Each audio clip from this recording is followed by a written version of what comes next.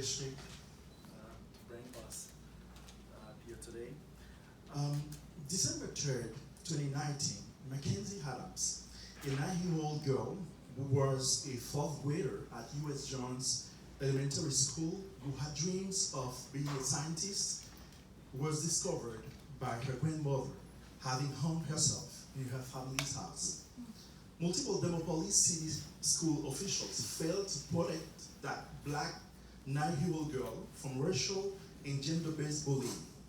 Despite complaints from Mackenzie herself and different members of her family about racial bullying, the school system officials stayed indifferent.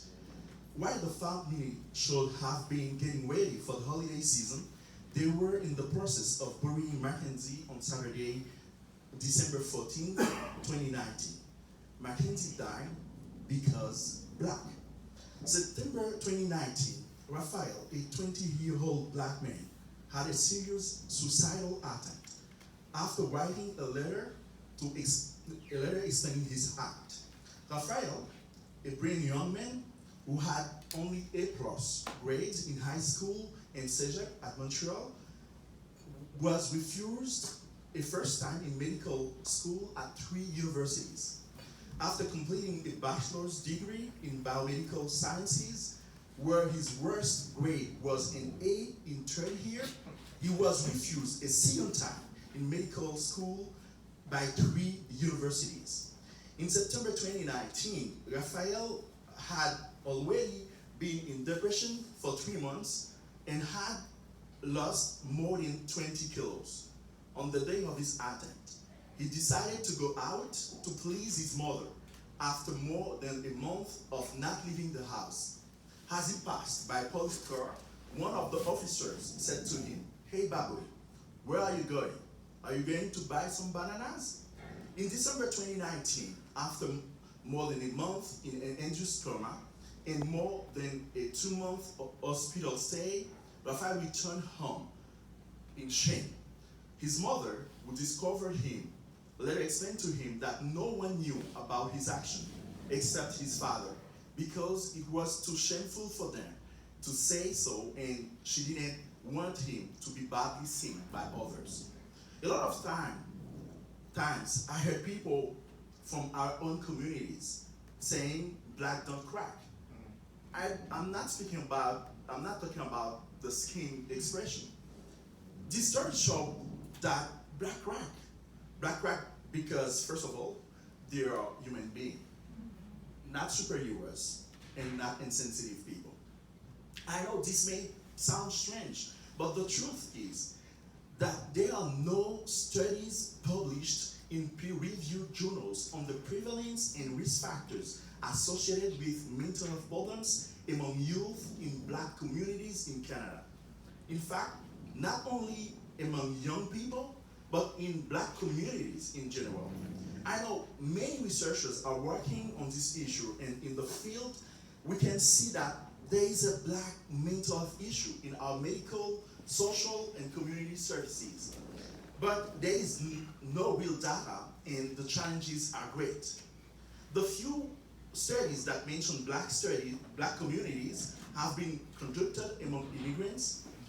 However, the vast majority of black youth under the age of 25 were born in Canada.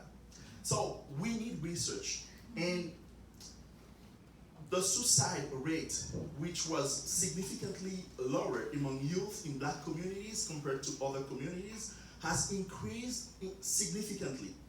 More recent studies have shown that young men in black communities have become at risk in the same way as those in other communities.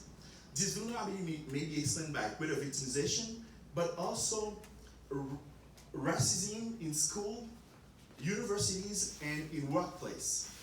Did you know that acculturation is one of the major risk factors for suicide among young black men? In short, the more integrated they are, the more at risk they are. The question is, what is so special about integration that makes them more at risk? But in fact, that the more they are integrated, the more they are exposed to racial discrimination. And we need more research. We need more research to understand. We need more research to provide evidence-based practice. A young black Christian man came to an Ottawa hospital for a psychiatric assessment. The psychiatrist and his team were shocked when the young man said he's the brother of Jesus Christ. In the formulation of his case, the psychiatrist gives him a diagnosis of psychosis, seeing as one of the symptoms that this young man has delusions of greatness. But what the psychiatrist does not know is that in his religion, the followers truly consider themselves as Jesus' brother. And people have to know that. 0 minutes. Let me finish. Just to finish, never forget, respecting personal and cultural values is no less important than techniques of treatment. Evidence-based practice means more research, and evidence-based mental health services cannot be provided without research. Developing culturally sensitive assessment and intervention tools should be more than a slogan. And mental health is a matter of social justice. Mental health equity is a marker of social development. In this day, we have to remember that racism kills. Racism kills brain, racism kills physically, racism kills mentally.